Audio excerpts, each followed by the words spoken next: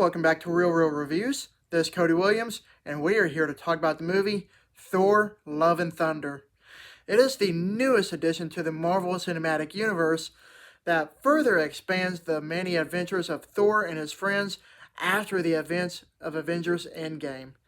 It's going to be nice to see what Thor has been up to lately and what he's going to have to come up against. Seeing that Taika Waititi has once again taken the helm of director for this sequel, I am so ready to see what he has in store for us. The movie story follows Thor as he embarks on a journey unlike anything he's ever faced, a quest for inner peace. However, his retirement gets interrupted by Gorr the God Butcher, a galactic killer who seeks the extinction of the gods.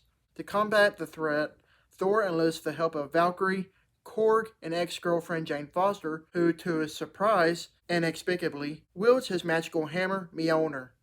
Together they set out on a harrowing cosmic adventure to uncover the mystery of the God Butcher's vengeance and stop him before it's too late.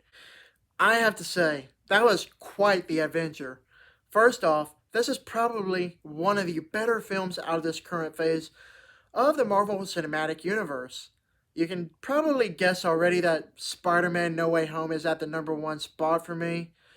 Then Shang-Chi, Multiverse of Madness, then comes along this magnificent movie. I enjoyed it, yes, but to my surprise I found Ragnarok to be a much more well-crafted film when comparing to this new sequel. Trust me on this, but there's still oodles of fun to be had in Love and Thunder with a plentiful amount of exhilarating action scenes, hilarious comedic moments, mesmerizing cinematography, the costuming, and last but not least, the awesome soundtrack. There are some things that don't sit well with me, but we'll get to that later. Okay, if I have to say what I enjoyed the most out of this film, it would probably have to be the characters. Chris Hemsworth is always remarkable as Thor, Natalie Portman was great as Jane Foster, Tessa Thompson was a total knockout as Valkyrie. However, the actual show stealer would have to be Christian Bale, who plays a new character that I thoroughly enjoyed, Gorr the God Butcher.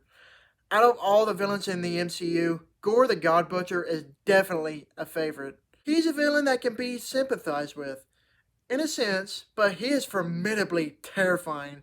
The movie underutilizes the character, unfortunately, but Gorr really leaves an impact whenever you do see him. I will say that. The movie's many action scenes throughout were so much fun. In those regards, this film does outdo itself when compared to the other Thor movies. I do admire the fact that Thor is the only Avenger to have a fourth solo outing, which is in fact bigger and better than ever. Watching the action set pieces was something to behold because they are all simply amazing, especially when combined with a phenomenal utilization of several Guns N' Roses songs. It's a beautiful looking movie, I will give it credit for that. The special effects combined with the framing and the composition made the film's cinematography look absolutely splendid. On top of that, the costuming for Thor himself and everyone else is the best we've ever seen because they look so elaborately well done. Since the critical success from Ragnarok, director Taika Waititi returns for this new sequel. In his own fashion, the zaniness that we got from Ragnarok carries over as well. Sure, the movie's comedic relief had me laughing hysterically, but there are some moments that just seem a bit too much. Spoilers ahead, so drop a like and come back later. Throughout the movie, there's a love triangle, but it's not what you may think it is. Funnily enough, it's Thor, Stormbreaker, and Mjolnir. He sees Mjolnir being used by Jane Foster, who is magically imbued by its powers, and grows to become jealous of the magical hammer, even though he has Stormbreaker. The way the movie handles this was funny at first, but it becomes awkwardly annoying after the joke is repeated several times. Other than that, the comedy throughout the movie is great and all, but it doesn't need to outshine the more serious nature of the film, as the stakes are so much higher this time around. Having two different tones, clashing it out, makes the movie a little bit clumsy if you ask me. Just like any other typical MCU solo film, the runtime is always going to be approximately 2 hours long, give or take, and this movie makes no exception. I do admire the amount of ground that was covered in the story as such, with its allotted runtime. However, the pacing felt a bit rushed for my liking. You can definitely tell that there are some parts that were just skimmed over quickly, and other parts that just dragged on. Either way, nothing can be done about it at this point. Overall, Thor Love and Thunder is an ambitiously fun, welcoming addition to the Marvel Cinematic Universe that many will come to love despite its imperfections.